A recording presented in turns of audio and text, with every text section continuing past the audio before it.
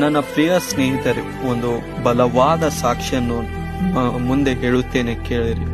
ಕುವೈತ್ನ ರಾಜಕುಮಾರನಾದ ಅಬ್ದುಲ್ ಅಲ್ ಸಬಾಹ Christian satellite ಟಿವಿಯ ಚಾನೆಲ್ನಲ್ಲಿ ಪ್ರಸಾರವಾದ ಆಡಿಯೋ ರೆಕಾರ್ಡಿಂಗ್ ಮೂಲಕ ತಾವು ಯೇಸು ಕ್ರಿಸ್ತನನ್ನು ಸ್ವಂತ ರಕ್ಷಕನನ್ನಾಗಿ ನಂಬಿದ್ದಾರೆಂದು ಘೋಷಿಸಿದ್ದಾರೆ ಎಂದು ವರದಿಯಾಗಿದೆ.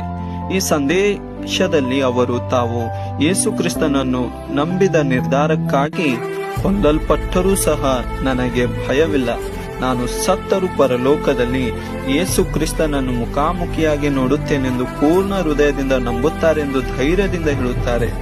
ಈ ಹೇಳಿಕೆಯಿಂದಾಗಿ ಎಷ್ಟೋ ವಿವಾದಗಳು ಸೃಷ್ಟಿಯಾಗಿದೆ. ಮತ್ತೆ ಕೆಲವರು ಅವರ ರಾಜಮನೆತನದ ಗುರುತನ್ನು ನಿರಾಕರಿಸಿದ್ದಾರೆ. ಆದರೂ ಅವರ ಮಾತುಗಳು ಆಳವಾದ ದೃಢ ನಂಬಿಕೆಯನ್ನು ಮತ್ತು ಅವರು ಯೇಸು ಕ್ರಿಸ್ತನಿಗೋಸ್ಕರ ಎಲ್ಲವನ್ನು ಕಳೆದುಕೊಳ್ಳುವುದಕ್ಕೆ ಸಿದ್ಧರಾಗಿದ್ದಾರೆ ಎಂದು ಒತ್ತಿ ಹೇಳುತ್ತವೆ.